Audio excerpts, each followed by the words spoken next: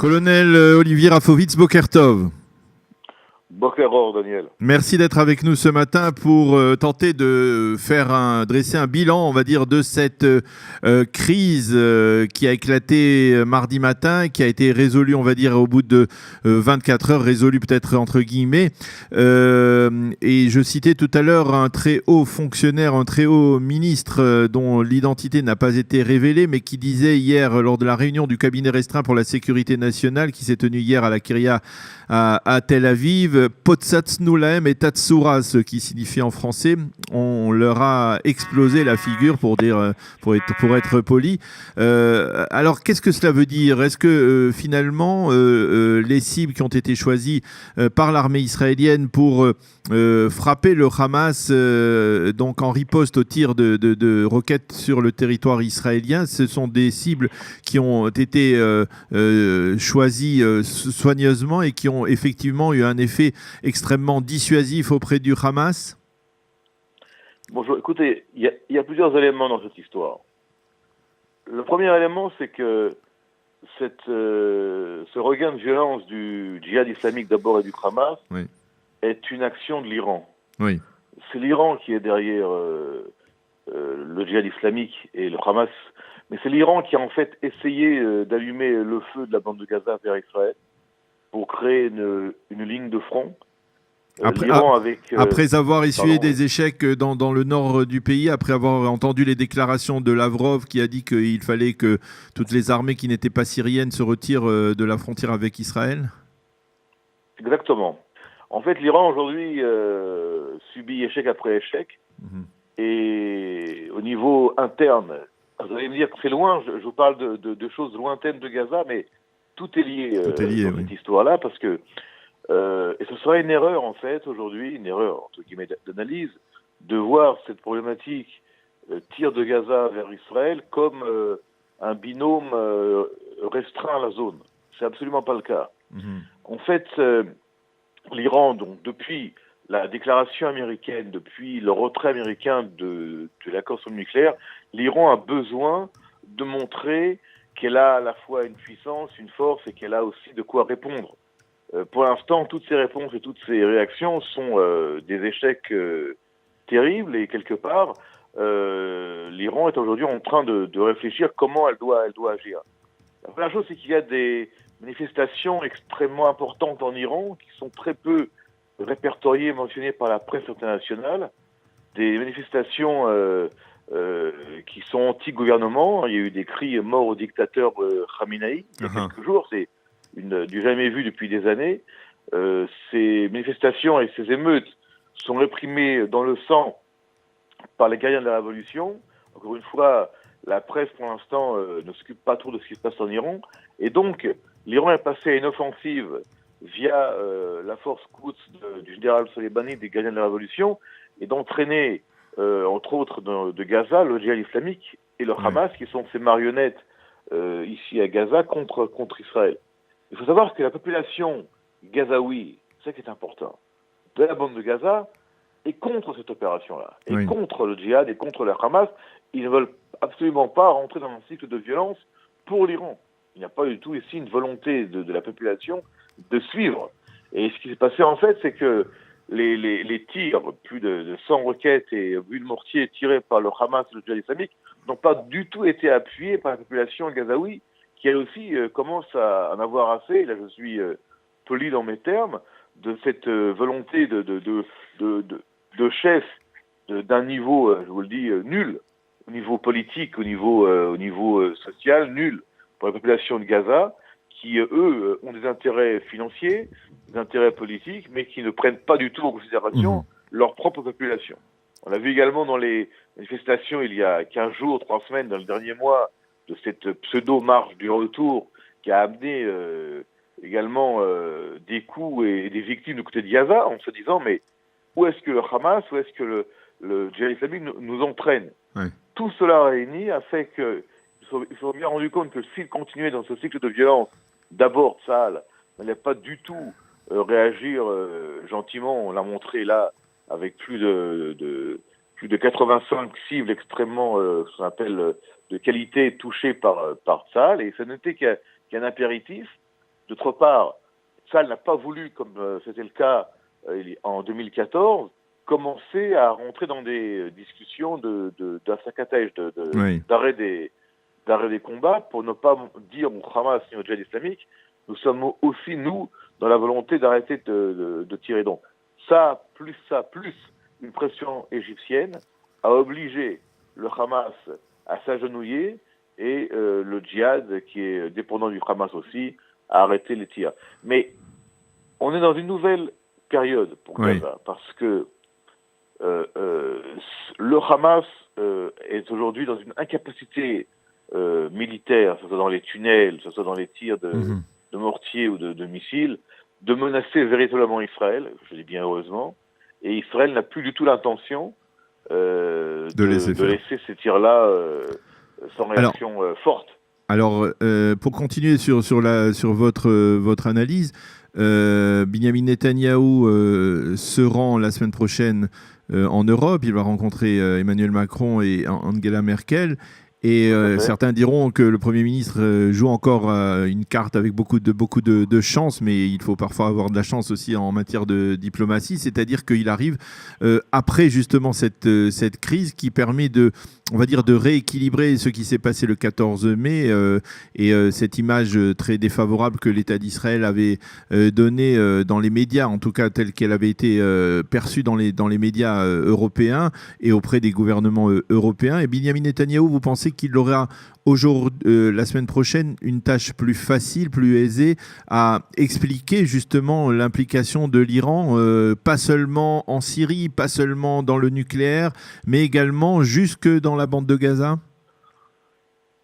Écoutez, vous parlez de chance. Vous savez, Netanyahou est un Premier ministre excellent pour Israël aujourd'hui. Oui. Il arrive à gérer ces crises, mais également à expliquer ce qui se passe.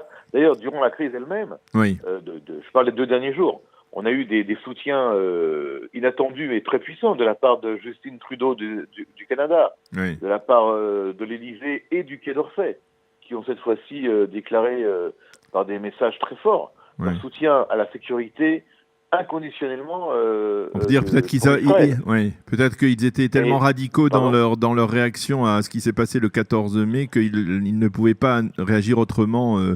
Ils auraient pu réagir autrement. Vous savez, les Européens, les Canadiens n'ont jamais été des gens qui équilibrent leur position pour faire plaisir à Israël. Non, je pense qu'il y a aujourd'hui un changement, vraiment, un changement radical qui est dû à 2 choses. D'abord, qui est dû à un rapprochement du monde arabe sunnite vers Israël. Alors, on ne peut pas être à Paris, à Londres, à Berlin et à Ottawa et faire abstraction du fait que l'Arabie Saoudite, la Jordanie, l'Égypte, les Émirats arabes du Golfe se rapprochent d'Israël par rapport à la menace iranienne. Ce serait absurde. À un moment donné, la réalité rattrape les positions, même quand elles ne sont pas toujours favorables à Israël. La deuxième chose, c'est que l'Iran se découvre. L'Iran se découvre à l'intérieur par des émeutes, j'en parlais, par cette dictature qui est de plus en plus sanglante en Iran. Et également, l'Iran est en train de demander aux Européens de payer, n'est-ce pas, de remplacer financièrement le retrait américain, ce qui est totalement impossible. Les Européens ne vont pas pouvoir le faire. Donc, cet accord-là, on va arriver d'ici quelques semaines à la fin de cette structure de l'accord. Et donc, les Européens se rendent bien compte que l'Iran joue avec eux, se moque d'eux, et n'est pas du tout sérieuse dans ses propos. Alors, la troisième chose, c'est que il y a une recrudescence du terrorisme qui malheureusement remonte son visage en Europe, entre autres avec les...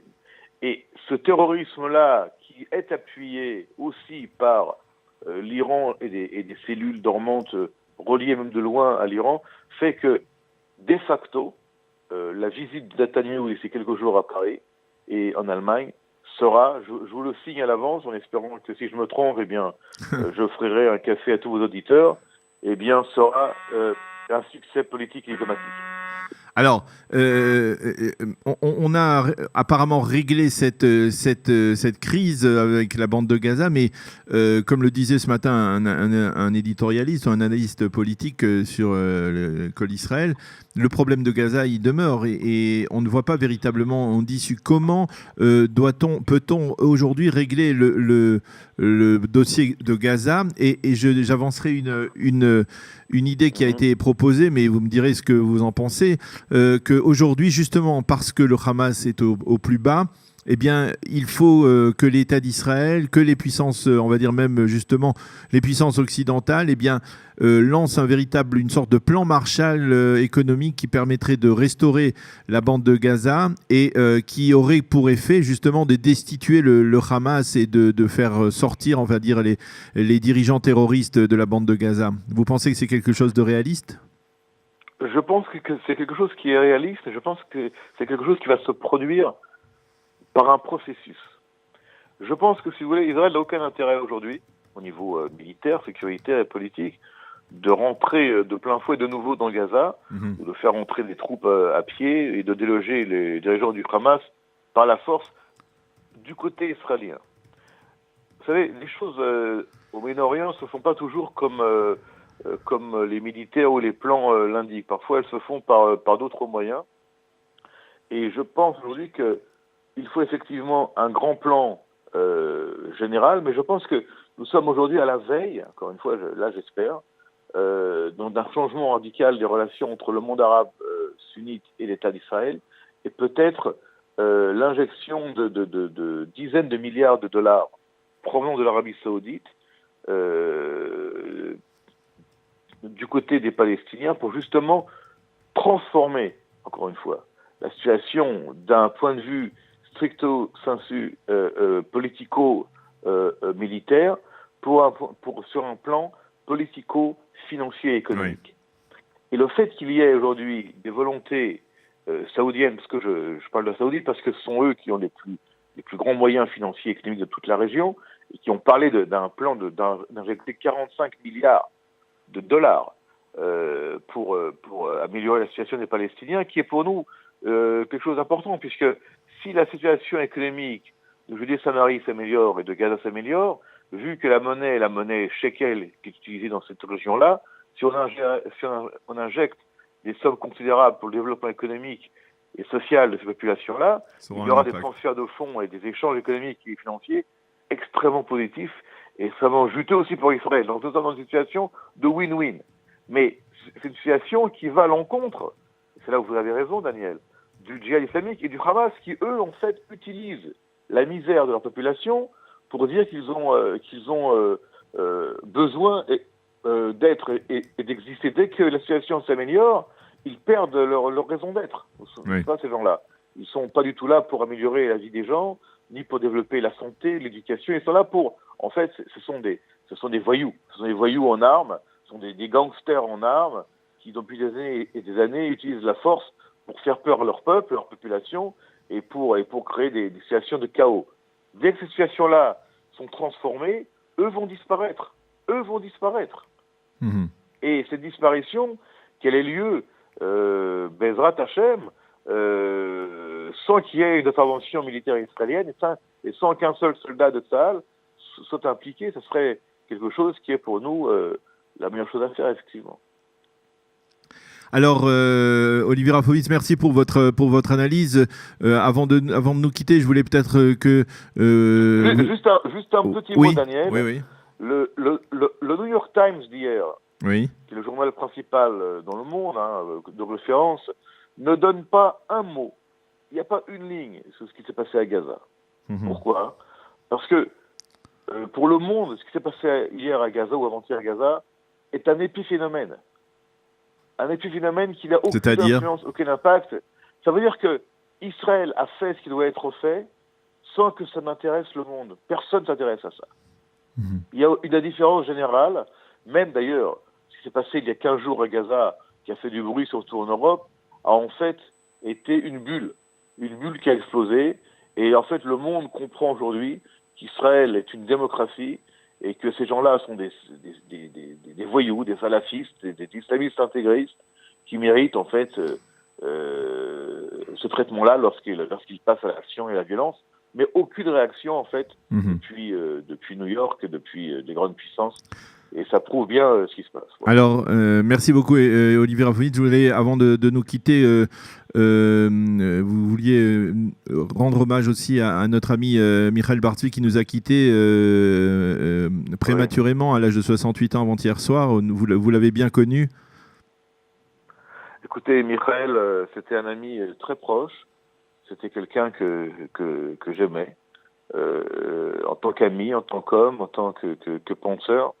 Un grand sioniste, un juif qui adorait Israël. Il me disait que lui, il était sioniste pratiquant, c'était sa religion. Oui. J'aimais beaucoup cette définition.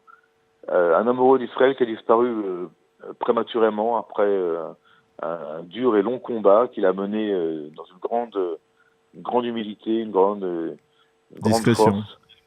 Et vous avez connu également Daniel Josset. Personnellement, on était ensemble en fonction à Paris, lui pour le KKL à l'époque, moi pour l'Agence Juive, il y a de cela une quinzaine, 16 ans même. Et par vos ondes, donc, je voudrais évidemment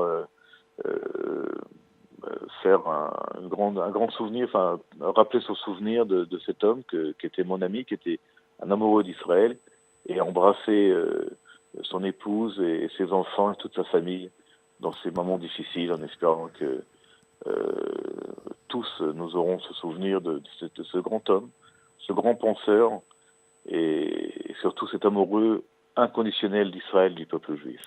Merci beaucoup Olivier Rafovitch d'avoir été avec nous ce matin sur Studio Kalita, et bonne journée. Shalom. Shalom, shalom. Voilà, nous allons marquer une pause et dans quelques instants, on se retrouve avec Eliane Agurfinkel pour sa chronique Un jour notre histoire.